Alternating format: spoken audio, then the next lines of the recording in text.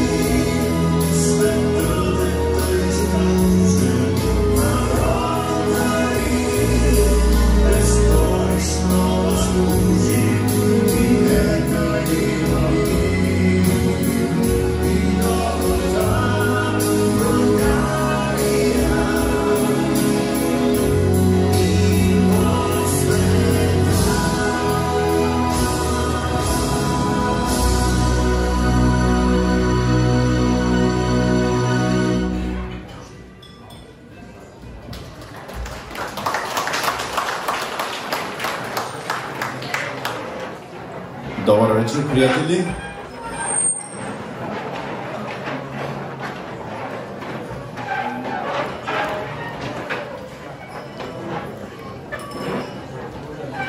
Казвам се Божидар Озунов и имам честа и надявам се за вас удоволствието да бъда вас водещ.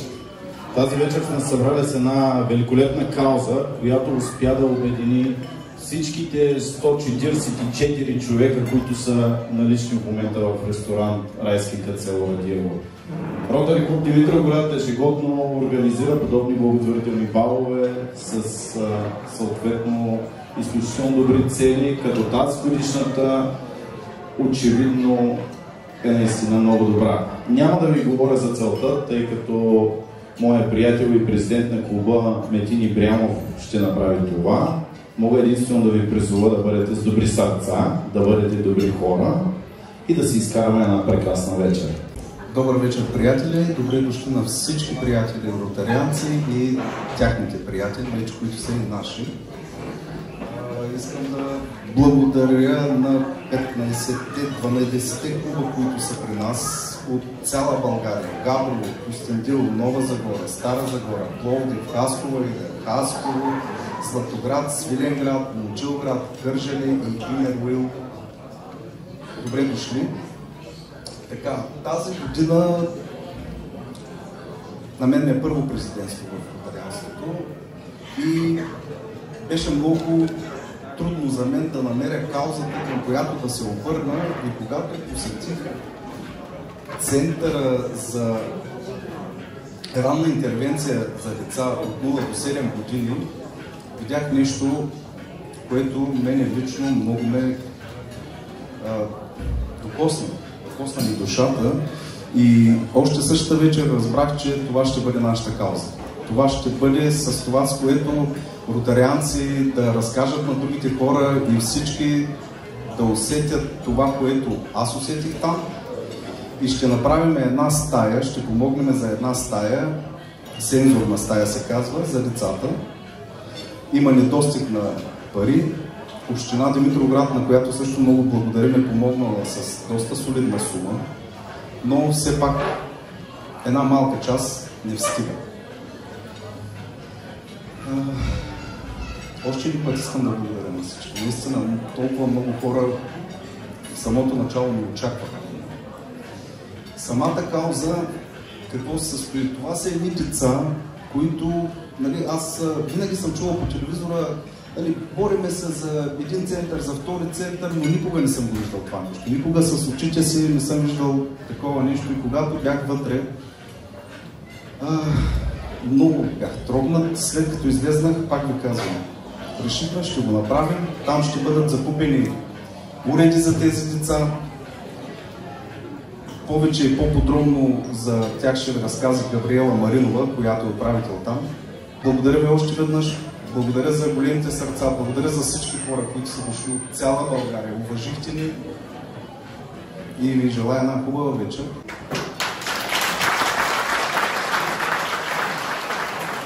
Давам думата на Габриела Маринова. Добър вечер. Казвам се Габриела Маринова и съм директор на Дневен център за деца с увреждания с програма Ранна интервенция на уврежданията. Искам да благодаря на Ротари клуб Димитровград за инициативата и организацията на това прекрасно събитие. Благодаря на вас, скъпи гости, че тази вечер сте решили да отделите от времето си, за да бъдете тук и да подкрепите тази кауза за оборудването на сензорна стая. Програма за ранна интервенция на уврежданията предлага услуги на деца от 0 до 7 годишна възраст с увреждания, с изоставане в развитието, атипично поведение, социални и емоционални затруднения или деца, при които има голяма вероятност за изоставане в предучилищна възраст, като се посрещат нуждите им и се търсят възможности за тяхното развитие. Като специалист логопед с над 10 години опит в работата си с деца в предучилищна възраст, мога категорично да заявя мнението си, че последните години наблюдавам значителен ръст на децата с различни нарушения в развитието. Между 10 и 20% от децата в световен мащаб не следват типичен път на развитие, което означава, че децата изпитват различни затруднения. Затрудненията в развитието включват неврологични нарушения, например церебрална парализа или аутизъм, или други генетични увреждания, синдрома на Даун. В други случаи се наблюдават затруднения в една или няколко области на развитие – груби, финни двигателни умения, развитие на речта и езика, социални, емоционални умения, както и грижа за себе си, които могат да бъдат временни или могат да станат постоянни, ако не се окаже съдействие на време. Средата, в която расте едно дете и играе, е ключова за развитието му. Детското развитие е сложен процес и се оформя от непрекъснатите взаимодействия между гените на индивида и околната среда. Ранните преживявания на детето са в основата.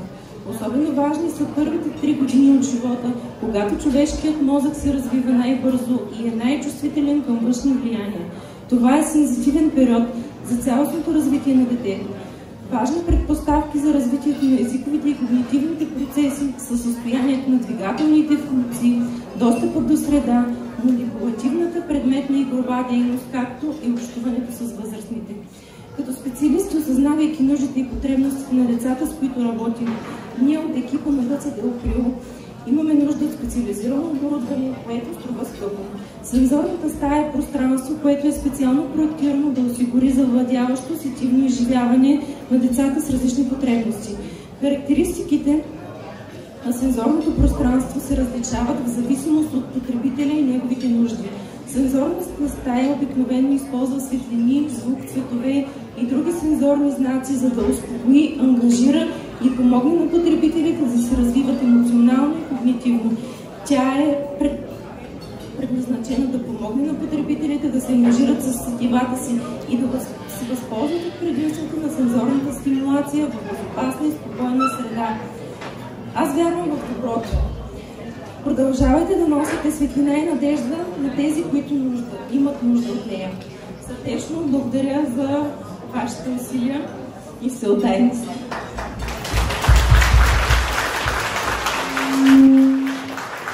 Благодарим ти много. Както разбрахте, сензорната стая за какво служи? Тези деца наистина имат нужда от нас, тези деца имат нужда от бъдеще, а тяхните родители и тяхните близки имат нужда от надежда и винаги, когато посетят този център, ще виждат какво вие сте направили за тях. Всеки ден ще ви бъдат благодарни и наистина ще почувстват Ротари и приятелите на Ротари колко сме добри и силни.